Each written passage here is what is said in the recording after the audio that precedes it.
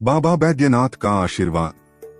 दुर्गानाथ सान्याल हिमायतपुर के बगल के गांव नाजिरपुर के रहने वाले थे। वे उम्र में अनुकूल चंद्र से 8 वर्ष बड़े थे। एक दिन रात में अपने घर पर सोए हुए थे।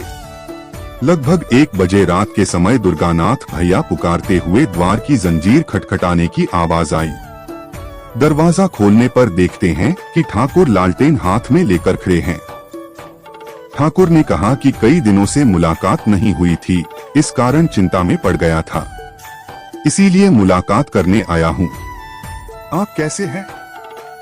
दुर्गानाथ दा ने कहा, दुर्बलता के कारण नहीं जा सका था, अब ठीक हूँ। हाल समाचार जानने के बाद जब श्री ठाकुर जी लौटने लगे तो उनके साथ दुर्गानाथ भी चल पड़े। थोड़ी दूर जाने के बाद रास्ता 2 पगडंडी में विभक्त हो जाती थी।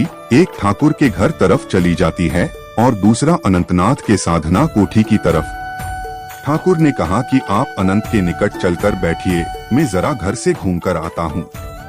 इतना कहकर ठाकुर घर की तरफ चले गए और दुर्गानाथ दा अनंतनाथ के यहाँ पहुंचकर दरवाजा खटखटाने लगे। दरवाजा खुला तो अनंतनाथ और श्री ठाकुर जी दोनों दिख पड़े। यह देखकर तो दुर्गानाथ दा चौंक गए। कुछ देर तक श्री ठाकुर जी के मुख की ओर चकित दृष्टि से देखते रहे।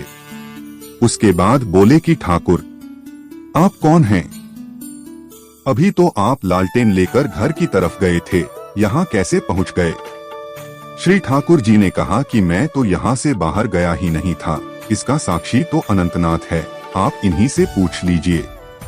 अनंतनाथ ने भी कहा कि ठाकुर मेरे बगल में सोए हुए थे, लगता है आपको स्वप्न भ्रम हुआ है।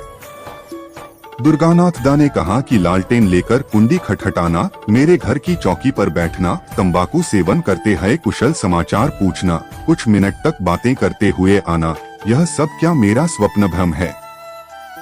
इस आश्चर्यचकित घटना को देखकर दुर्गानाथ दा विह्वल हो पड़े। श्री ठाकुर जी के चरणों में गिरकर कहने लगे कि तुम ही मेरे काली और दुर्गा हो, मेरे गौर कृष्ण तुम ही हो।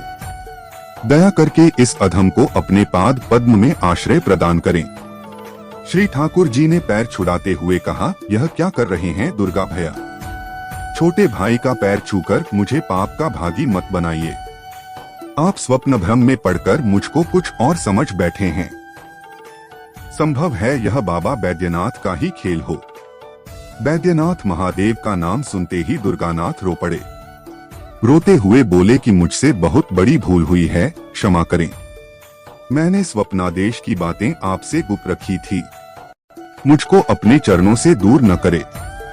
मैं एक साधारण ब्राह्मण हूँ। उपरोक्त घटना के 1 सप्ताह के बाद श्री ठाकुर के इच्छानुसार मनमोहिनी देवी ने उनको मंत्र प्रदान किया।